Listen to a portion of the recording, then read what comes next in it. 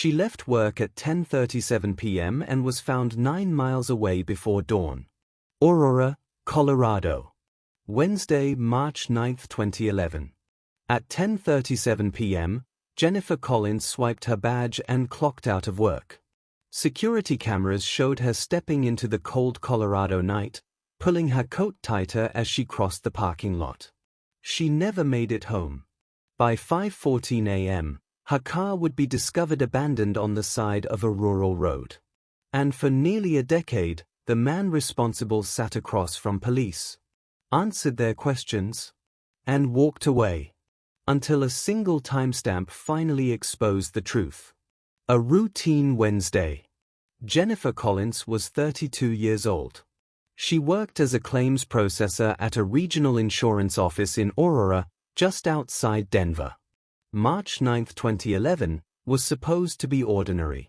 She had dinner plans the next evening. Laundry waiting at home. A voicemail from her mom she hadn't returned yet. At 10:37 p.m., she clocked out. At 10:41 p.m., she texted her boyfriend, Mark. Leaving now. Be home soon. She never arrived. The gap. At 11:02 p.m., Mark tried calling. No answer. At 11:19 p.m., he called again. Still nothing. Jennifer never went anywhere without her phone. At 11:26 p.m., her phone stopped connecting to the network. Not a dead battery. It had been powered off. That was the first sign something was wrong. The car. At 5:14 a.m. on Thursday, March 10th, a delivery driver noticed a dark blue Toyota Corolla parked at an angle along County Road 34. Hazard lights off. Doors locked. Keys missing. Inside, Jennifer's purse sat untouched on the passenger seat. Her phone was gone. Police traced the vehicle back to Jennifer within the hour.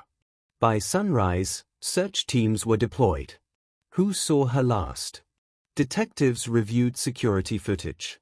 One figure stood out. Ethan Reynolds, a co-worker who worked the same late shift. Ethan told police he left earlier. Said he barely spoke to Jennifer that night. But footage showed them walking out within seconds of each other. And there was something else.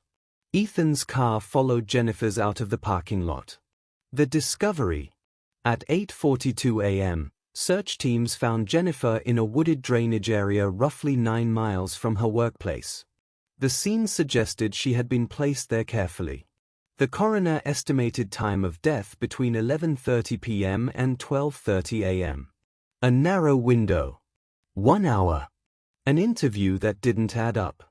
Ethan Reynolds agreed to a voluntary interview. He was calm. Too calm.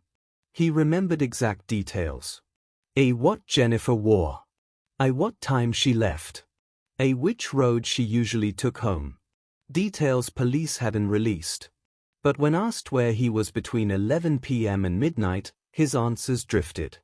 Timelines shifted. Small contradictions piled up. Still, no physical evidence. Ethan walked. The timestamp. Years passed.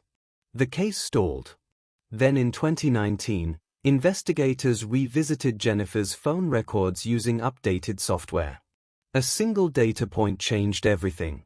At 11:58 p.m. on March 9, 2011, Jennifer's phone briefly reconnected to a cell tower, 9 miles from her route home. Exactly where her body was later found. Someone had turned the phone on. Then off again. Ethan lived less than 2 miles from that location. The final interview. Detectives brought Ethan back in. This time, they didn't accuse. They listened. They let him talk. And then they showed him the timestamp. Ethan's composure cracked. His breathing changed. He asked one question. How accurate is that? That was enough. The confession. Ethan admitted he followed Jennifer. Said he offered help when her car stalled. Claimed things escalated. He insisted it wasn't planned. Investigators disagreed. The timeline didn't lie. Justice, years late. In October 2020, Ethan Reynolds was convicted of second-degree murder. He was sentenced to 40 years in prison. Jennifer Collins was finally brought home. And all it took was a timestamp that never forgot.